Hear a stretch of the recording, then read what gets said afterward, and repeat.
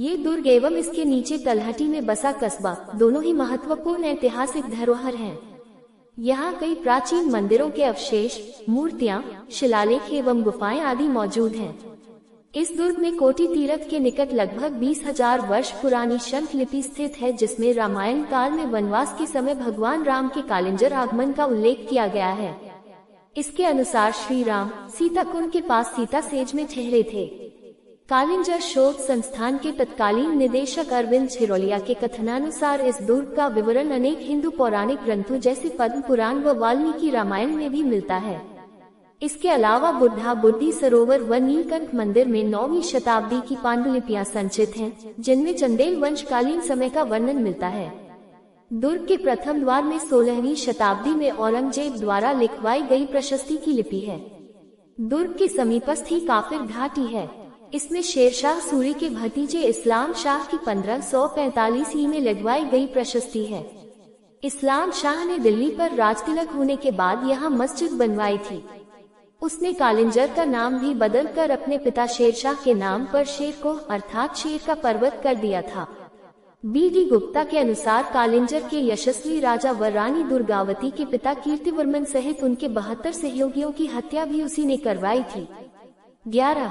पुरातत्व विभाग ने पूरे दुर्ग में फैली बिखरी हुई टूटी शिल्पाकृतियों व मूर्तियों को एकत्रित कर एक संग्रहालय में सुरक्षित रखा हुआ है।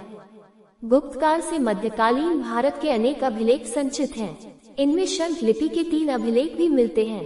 कालिंजर दुर्ग विंध्याचल की पहाड़ी पर 700 फीट की ऊंचाई पर स्थित है। दुर्ग की कुल ऊंचाई 108 फीट है। इसकी दीवारें चौड़ी और ऊंची हैं। इसे मध्यकालीन भारत का सर्वोत्तम दुर्ग माना जाता था। 27 इस दुर्ग में स्थापत्य की कई शैलियां दिखाई देती हैं, जैसे गुप्त शैली, प्रतिहार शैली, पंचायतन नागर शैली आदि। 28 प्रतीत होता है कि इसकी संरचना वास्तुकार ने अग्नि पुराण, बृहद संहिता तथा अन्य वास्तु ग्रंथों के अनुसार की है। 29, 30, 31 किले के बीचों बीच अजय पलका नामक एक झील है, जिसके आसपास कई प्राचीन मंदिर हैं। यहाँ ऐसे 3 मंदिर हैं जिन्हें अंकगणितीय विधि से बनाया गया है। दुर्ग में प्रवेश के लिए 7 दरवाजे हैं और ये सभी दरवाजे एक दूसरे से भिन्न शैलियों से अलंकृत हैं। यहाँ के स्तंभों एवं दीवारों में कई प्रतिलिपियां बनी हुई हैं। मान्यता है कि इनमें यहाँ के खजाने का रहस्य छुपा हुआ है। 32, 33 7 द्वारों वाले इस दुर्ग का प्रथम और मुख्य द्वार सिंह द्वार है।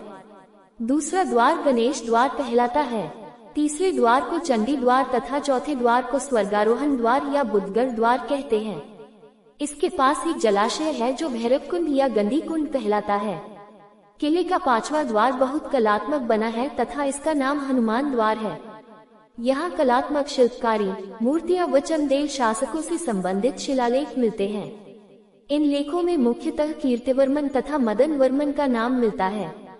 यहाँ मातृ पितृभक्त श्रवण कुमार का चित्र भी बना हुआ है।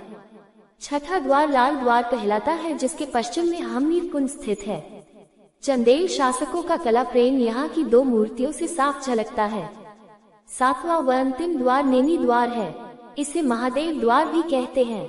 इन 7 द्वारों के अलावा इस दुर्ग में मुगल बादशाह आलमगीर औरंगजेब द्वारा निर्मित आलमगीर दरवाजा, चौबुर्जी दरवाजा, बुद्ध भक्त दरवाजा और 12 दरवाजा नामक अन्य द्वार भी हैं।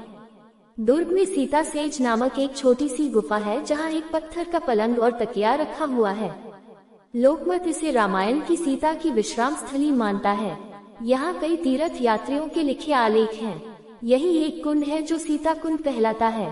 किले में बुद्धा एवं बुद्धि नामक 2 ताल हैं, जिसके जल को औषधीय गुणों से भरपूर माना जाता है। मान्यता है कि इनका जल चर्म रोगों के लिए लाभदायक है तथा इसमें स्नान करने से कुष्ठ रोग भी ठीक हो जाता है। 11 लोक विश्वास है कि चंदेल राजा कीर्तिवर्मन का कुष्ठ रोग भी यही स्नान करने से दूर हुआ था।